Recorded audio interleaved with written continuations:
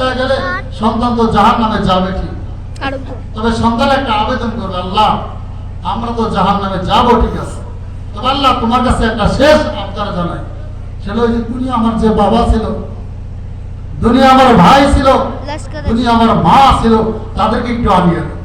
কি করবা বান্দা?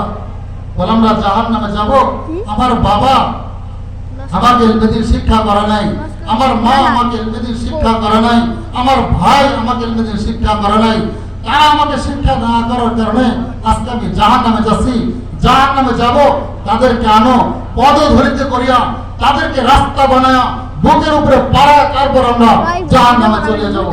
কে কোন বাবা আছে যে সন্তান অবদান করবে আখিরাতের ময়দানে আমাকে রাস্তা বানায়া আমার বুকের উপরে দিয়া সে জাহান্নামে চলে যাবে? আল্লাহ পাক কোরআনেই বলছেন, এটা আমার কথা না, দুনিয়ার কোনো মানুষের কথা না, স্বয়ং আল্লাহ পাক বলে দিয়েছেন। হ্যাঁ, ওইদিনকে বাপ মাকে আনিয়ে দেওয়ার পরে পদধরিত করিয়া সন্তান জাহান্নামে চলে যাবে।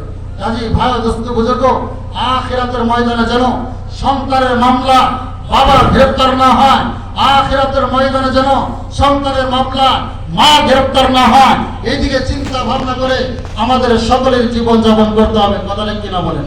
আল্লাহ পাক আমাদের সকলকে যে কথাগুলো বললাম সে অনুযায়ী আল্লাহ পাক আমাদের সকলকে আমল করা তৌফিক দান করে। ওমা তৌফিক ইল্লা বিল্লাহ।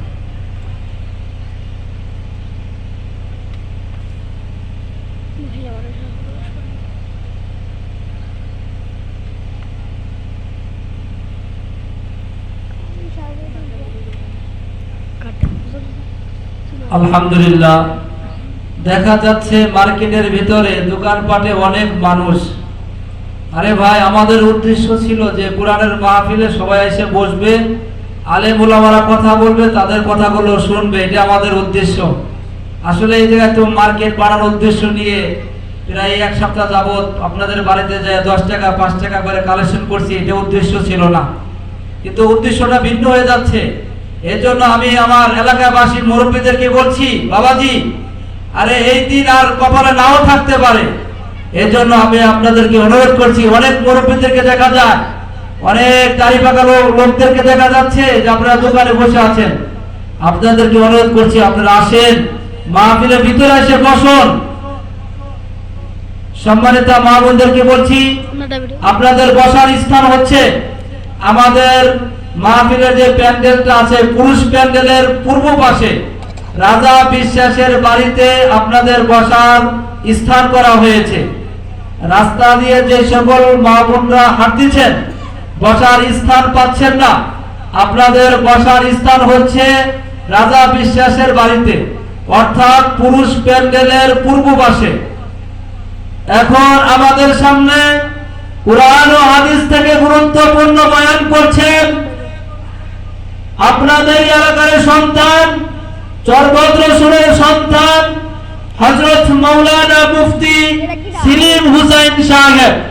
জনাব হযরত মাওলানা মুফতি সেলিম হুসাইন সাহেব, মুহতামিম বাইতুস সালাম মহিলা মাদ্রাসা, চরভদ্রপুর, ফরিদপুর।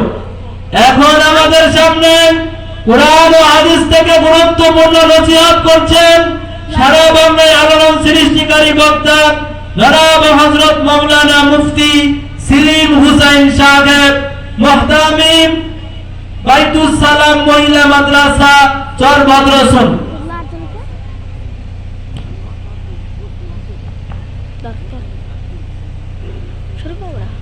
আসসালামু আলাইকুম ওয়া রাহমাতুল্লাহি ওয়া বারাকাতুহু। আলহামদুলিল্লাহ নাহমাদুহু ওয়া নাস্তাগফিরুহু ওয়া নু'মিনু বিহি ওয়া নাতাওয়াক্কালু আলাইহি ওয়া নাউযু বিল্লাহি মিন শুরুরি আনফুসিনা ওয়া মিন সাইয়্যাতি আ'মালিনা। من يهد الله فهو المهتد ومن يضلل فلن تجد له وليا مرشدا. أما بعد فأعوذ بالله بالله من الشيطان الرجيم بسم الله الرحمن الرحيم